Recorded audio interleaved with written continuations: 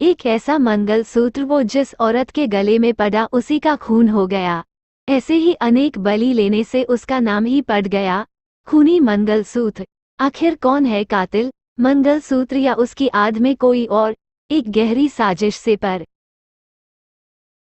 जहां उनकी आंखों में उसे होश में आता देखकर चमक उभरी थी, वहीं हल्की सी हैरत के भाव भी उभर आए। वे ध्यान से गोरे चिट्टे गोल चेहरे और घुंघराले बालों वाले युवक को देखने लगे, जिसकी आयु 30 के आसपास थी।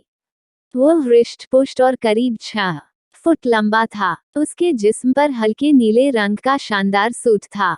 सूट के नीचे सफेद शर्ट कराहते हुए उसने धीरे धीरे आंखें खोल दी।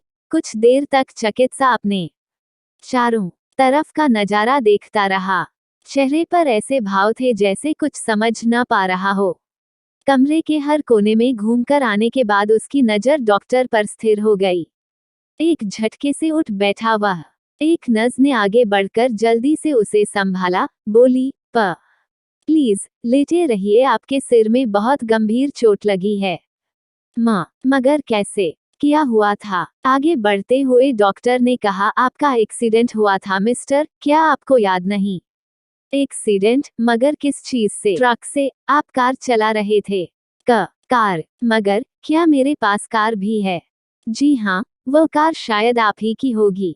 हल्की सी मुस्कान के साथ डॉक्टर ने कहा, क्योंकि कपड़ों से आप कम से कम किसी तरह से लोफा तो नहीं लगते हैं।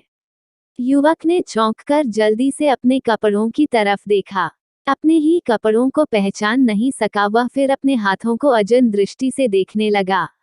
दाएं हाथ की तर्जनी में हीरे की एक कीमती अंगूठी थी। बाईं कलाई में विदेशी घड़ी। अजीब सी दुविधा में पड़ गया वह।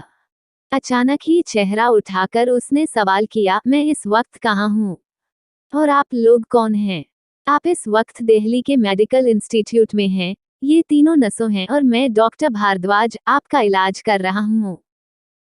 मगर मैं कौन हूँ? क्या मतलब? बुरी तरह चौंकते हुए डॉक्टर भारद्वाज ने अपने दोनों हाथ बेड के कोने पर रखे और उसकी तरफ झुकता हुआ बोला, क्या आपको मालूम नहीं है कि आप कौन हैं? मैं उद्धरण चिन्ह। असमंजस में फंसा युवक केवल मिमियाता ही रहा। ऐसा एक शब्द भी न कह सका जिससे उसके परिचय का आभास होता। डॉक्टर ने नर्सों की तरफ देखा, वे पहले ही उसकी तरफ चकित भाव से देख रही थीं। एकाएक ही डॉक्टर ने अपनी आंखें युवक के चेहरे पर गड़ा दी, बोला, याद कीजिए मिस्टर, आपको जरूर याद है कि आप कौन हैं। दिमाग पर जोर डालिए, प्लीज याद कीजिए मिस्टर कि अपनी कार को खुद ड्राइव करते हुए रोहतक रोड से होकर आप कहाँ जा रहे थे?